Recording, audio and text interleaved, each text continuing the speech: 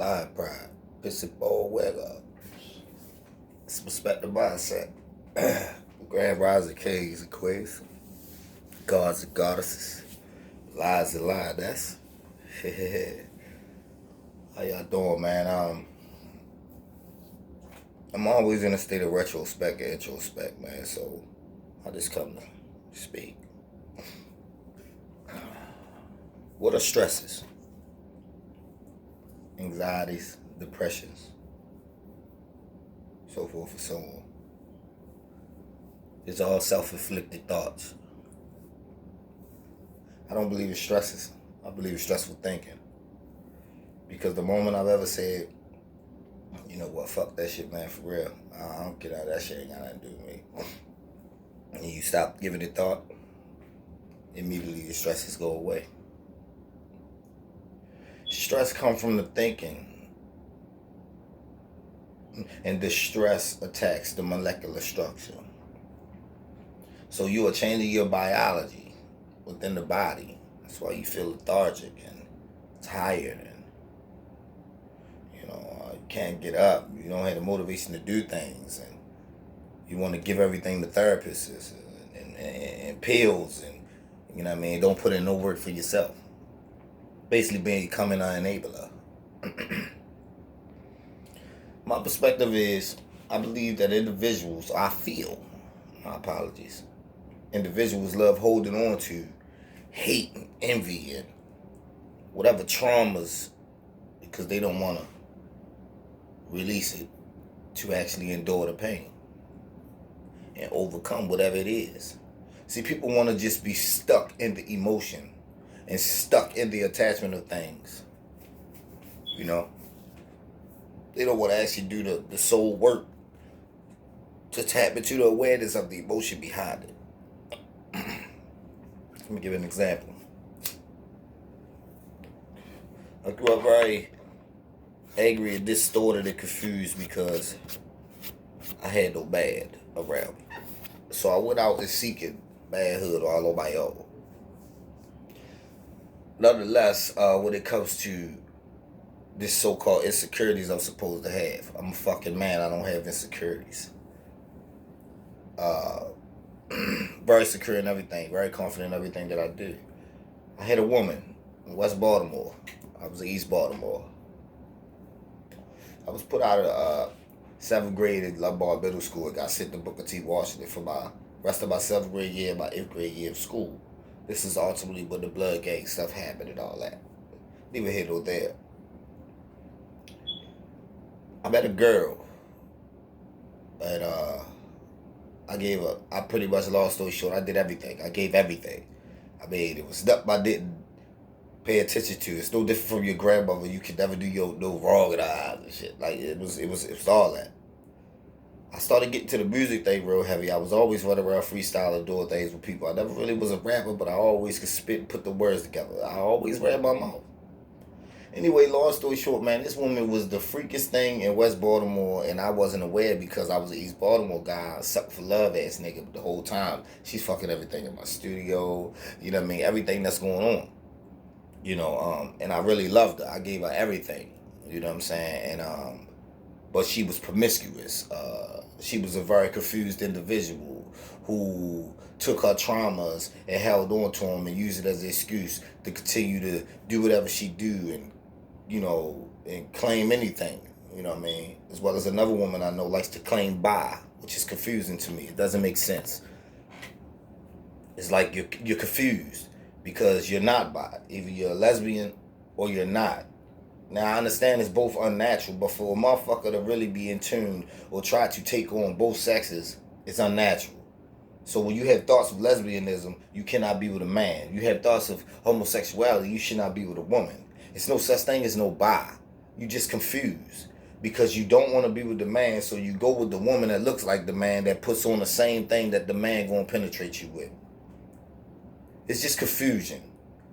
And it's an excuse to hold on to traumas. Because you may have been raped, molested, whatever is going on in the world. You'd rather hold on to that shit than to release and really get rid of the pain. People don't want to do that. So they create hashtags and lies and anything. That's why social media has become so popular. Because don't nobody want to dig. They rather leave everybody else out to figure their life out. And nobody is progressing like that. This is just my perspective mindset. Once again, that's who I am. That's what I always am. A perspective, like everybody else. But this shit is flawed and it don't make sense.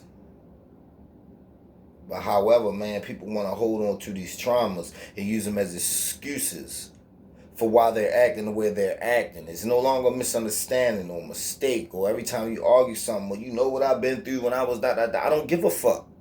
That shit shouldn't matter. We are people of great mind power, and if you just use it, you can overcome anything. So you are not PTSD. You are not major anxiety. You are not major depression. You are what you think. Period.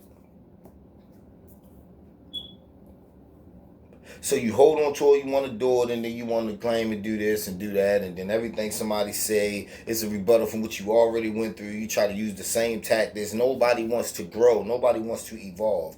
If you cannot see excitement or evolvement in the things that people talk about, write about, and do, then they are not living. They are stuck. We are supposed to be unpredictable, people. Life is unpredictable. We are creation of life. Nothing in creation is of creation. We are unpredictable. The moment you become predictable, that means you are being controlled by the things you don't want to deal with. If you are easily provoked or easily influenced, you are easily controlled.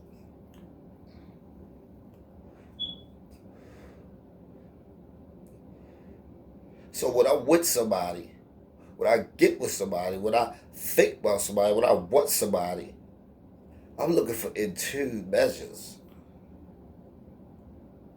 I'm looking for a individual that want to prosper in life, that don't want to hold on to things or want to throw hate and judgment out there to things, because the harder thing to do is to think for themselves.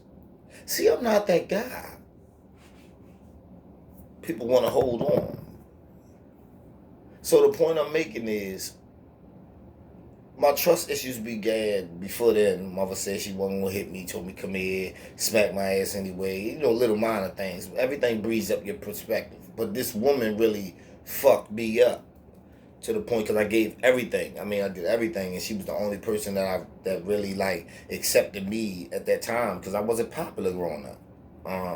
And I thought I had something good. Well, she just had something good. She had a good thing, and that's what I was. So the point I'm trying to make is, when I am around an individual and I see that they are focused on the mundane, constantly in their chip, which is their device, can't do certain things, always self-defeating, always pessimistic, put in the least amount of work, comfortable with where they are. You never hear no excitement or no new ideas coming from this person unless it's somebody else's trivial shit that she's evolving with. There's something that's wrong with that. You are supposed, it's no different from teachers. They're gonna say to their students, I'm not, you keep writing these essays, but it's, you still stuck on this, like, you know what I mean? How is you like still writing about this? Where's the evolve? Where's the new measures? Where's the new thoughts? Where the changes, which is the only constant in life? Where's the changes? What are you doing? Like, really, what are you really doing? You know? And when you look at people like that and see these things, and then everything that they say is a byproduct, they talk passive to you in your face and then get on Facebook and talk tough to get the prestige from people to feel adequate. It's not fair. It's not right. You know what I mean? Knowing that you hold insecurities, knowing that you don't know who you are, knowing that you standing on stigmas and cliches and things that been pumped in you, and you never gave anything, no study or no evolve to put your own ideas and strategies